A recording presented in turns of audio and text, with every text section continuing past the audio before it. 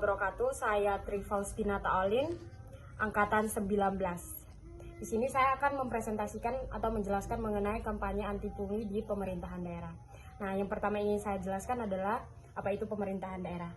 Nah, pemerintahan daerah itu merujuk pada otoritas administrasi di suatu negara yang lebih kecil. Nah, fungsi dari pemerintahan daerah itu apa? Nah, pemerintahan daerah itu dapat diartikan sebagai perangkat daerah yang menjalankan, mengatur, dan menyelenggarakan jalannya pemerintahan. Nah, fungsi pemerintah daerah itu juga diatur dalam Undang-Undang Nomor 23 Tahun 2014. Seperti pemerintahan daerah mengatur dan mengurus sendiri urusan pemerintah menurut asas otonomi dan tugas pembantuan. Nah, kemudian yang kedua yang ingin saya bahas adalah 3 penyebab dari pungutan liar. Nah, atau pungli. Nah, pungutan liar ini biasanya terjadi pada umumnya seperti kebutuhan yang berlebihan, yang kedua itu keserakahan, dan yang ketiga itu penyalahgunaan sistem dalam pemerintahan. Nah, saya juga ingin menjelaskan mengenai apa itu pungli. Nah, pungli itu adalah pengenaan biaya di tempat yang tidak seharusnya biaya dikenakan atau dipungut. Nah, kebanyakan pungli dipungut oleh pejabat aparat, walaupun pungli termasuk ilegal dan digolongkan sebagai KKN atau kolusi, korupsi, dan nepotisme. Perkenalkan, nama saya Rita Nurmaida, NIM akhir 308, angkatan 2019. Saya akan menjelaskan tentang dampak terjadinya pungli. Adapun dampak yang bisa ditimbulkan akibat adanya pungli antara lain, pertama, biaya ekonomi tinggi, yang artinya biaya untuk memproduksi sesuatu baik barang atau jasa menjadi tinggi alias mahal. Yang kedua, merusaknya tatanan peradaban masyarakat, yang maksudnya secara leluhur tentang arti pelayanan, pengabdian, dan ketulusan. Yang ketiga, menciptakan masalah dan kesenjangan sosial, artinya tercipta jarak yang semakin jauh antara si kaya dan si miskin. Yang keempat, menghambat pembangunan.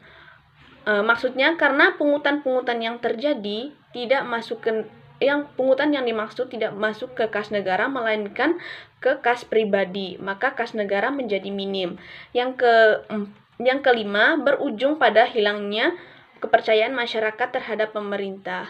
Mengingat dampak yang luar biasa seperti yang diuraikan di atas, marilah semua pihak dengan itikat yang baik untuk bahu-membahu mencegah pungli. Cegah pungli. Bukan orangnya yang kita benci, tapi kita benci akan perbuatannya.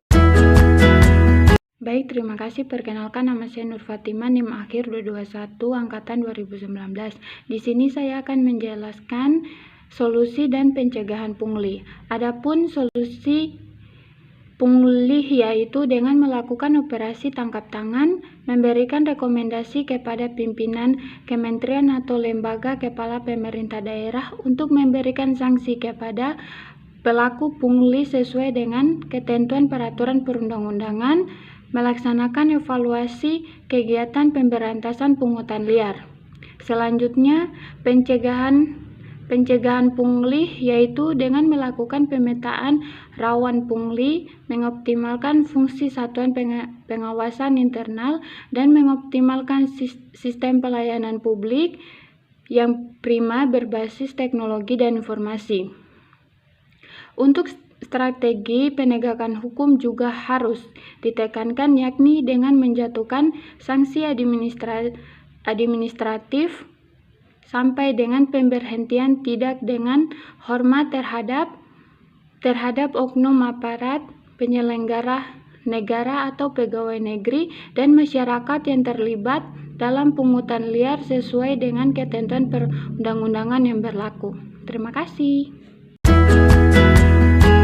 Assalamualaikum warahmatullahi wabarakatuh. Kenalkan, nama saya Dion Sanja Pradipta dari Fakultas Hukum semester 5, nomor NIM 1917101815290. Di sini saya akan memberikan contoh dampak dari pungli di daerah. Kalau kita melihat sendiri, apa sih pungli itu? Pungli itu kepanjangannya adalah pungutan liar adalah perbuatan yang dilakukan oleh seseorang atau pegawai negeri atau pejabat negara dengan cara meminta pembayaran sejumlah uang yang tidak sesuai atau tidak berdasarkan peraturan yang berkaitan dengan pembayaran tersebut. Hal ini sering disamakan dengan perbuatan pemerasan, penipuan atau korupsi. Jadi contoh-contoh pungli sebenarnya bukan hanya di daerah saja, tapi tingkat nasional juga perlu dibenahi. Jadi kalau contoh berdampak di sekarang ini, di era pandemik ini, pasti nggak di daerah saya saja, tapi seluruh Indonesia pasti mengalami contoh kayak seperti tes web atau PCR atau vaksin. Kan juga pemerintah sendiri bahwa masyarakat Indonesia vaksin kan gratis, jadi sesuai prosedur yang ada, aturan yang ada. Tetapi kalau kita melihat banyak juga oknum-oknum yang mencari keuntungan dari oknum-oknum dari dalam rumah sakit atau pejabat-pejabat juga bekerja sama untuk pungli, untuk mencari keuntungan yang lebih besar. Karena di era kayak gini masyarakat merasa seperti dibohongi atau dibodohi, atau yang masyarakat yang tidak tahu apa-apa akhirnya mau saja, nurut saja. Dan juga kasus yang kemarin juga COVID, nggak jauh juga tentang masker. Juga ini ada oknum-oknum pejabat yang mencari keuntungan dengan masker, bahwa masyarakat dipersulit jika mau beli masker, harganya sangat tinggi sekali, tidak seperti biasanya, karena ada di situ ada apa ya, ibarat kata ada ditampung dulu dari pusat, jadi tidak boleh dikeluarkan langsung ke daerah saya seperti Banyuwangi, karena oknum-oknum pungli ini sendiri menginginkan keuntungan yang lebih besar dari kepentingan sendiri. Maka dari itu saya di sini sebagai kelompok anti pungli menyarankan bahwa